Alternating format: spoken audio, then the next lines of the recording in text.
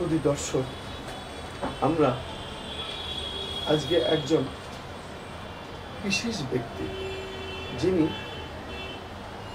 আমাদের দেশেই শুধু নয়, বহির্বিশ্বে ওনার নাম ছড়িয়ে আছে, বিশেষ করে হোমিওপ্যাথি ডাক্তার এই লাইনটায়। আর আমি সব থেকে মজার একটি বিষয়, যেটা আমি ওনাকে এর আগেও প্রশ্ন করেছি এবং আজও বলছি, না বললেই আসলে আমাদের কমতি রয়ে যায়, সেটি হলো আপনার আপনার প্রথম প্রশ্ন হলো আমার বাংলাদেশের যে হাসপাতালগুলো আছে, সরকারি হাসপাতাল, আমরা কিন্তু সেখানে দেখেছি যে হোমিওপ্যাথির জন্য আলাদা একটা পার্ট আছে, সেখানে মানুষ হোমিওপ্যাথি চিকিৎসা নিচ্ছেন। কিন্তু আপনারা এত বৈষম্য শিকার কেন হচ্ছেন? পাশাপাশি আপনাকে আমি বলবো, আজকে শুধু দর্শক, আমি সরাসরি ওনার সামনে আমি আছি এবং আপনাদের সরাসরি আমি এই প্রশ্ন করছি, যাতে আপনারা ওনাকে জিজ্ঞাসা করতে পারেন। ওনা ডাক্তার সাখাওয়াত ইসলাম ভূঁইয়া, উনি হলো এই সারা বাংলাদেশের যে হোমিওপ্যাথি যে একটা ইয়ে আছে, অ্যাসোসিয়েশন আছে, ওটার উনি সভাপতি।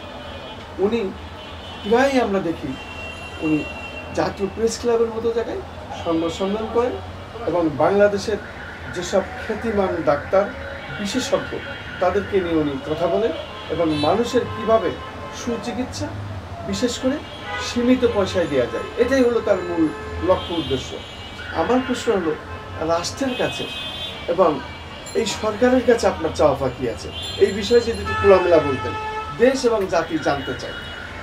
আসলে ঘটনাটা কি, একটা মানুষ পৃথিবী থেকে চলে যাবে, পৃথিবীতে আসছে, এই যে আসার যাওয়ার মাঝখানের যে সময়টা, সেই সময়টায় প্রত্যেকটা মানুষ আশা করে সুস্থ থাকতে, ভালো থাকতে, নিরাপদে থাকতে। তো এর একটা মূল ব্যাপার হলো, আমি মনে করি, সুস্থতা। তো সুস্থতার জন্য চিকিৎসা এবং অন্যান্য যেসব আছে, যেমন খাদ্যাভ্যাস বা আদার্স যা আছে, তবে এর মূল ব্যাপারটা হলো চিকিৎসা।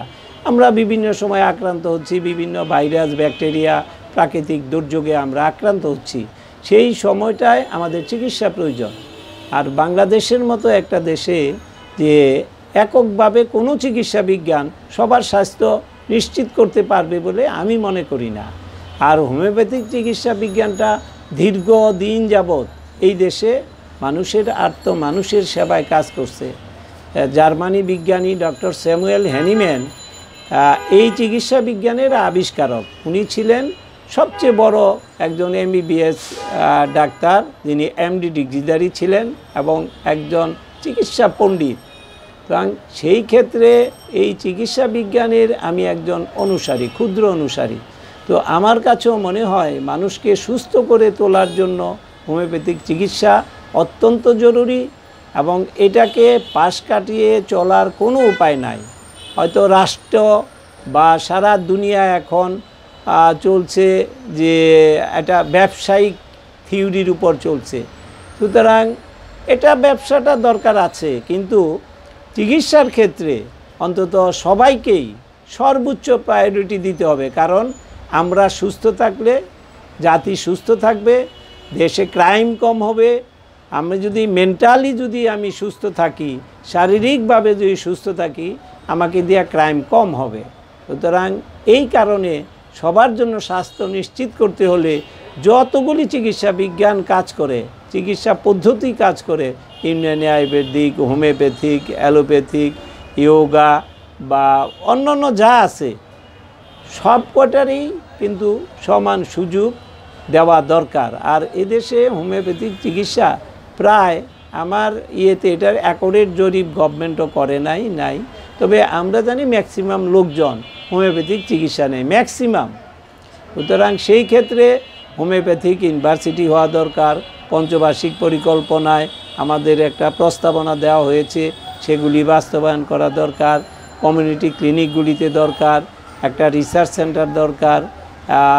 মানসম্মত চিকিৎসার জন্য একটা উচ্চতর চিকিৎসা কেন্দ্র এবং যেমন ইউনিভার্সিটি অথবা ওই আমরা যেটাকে বলি গবেষণা কেন্দ্র, গবেষণাগার, এগুলির মাধ্যমেই হোমিওপ্যাথিক চিকিৎসার উন্নয়ন সম্ভব এবং মানুষের সুস্বাস্থ্য নিশ্চিত করা সম্ভব।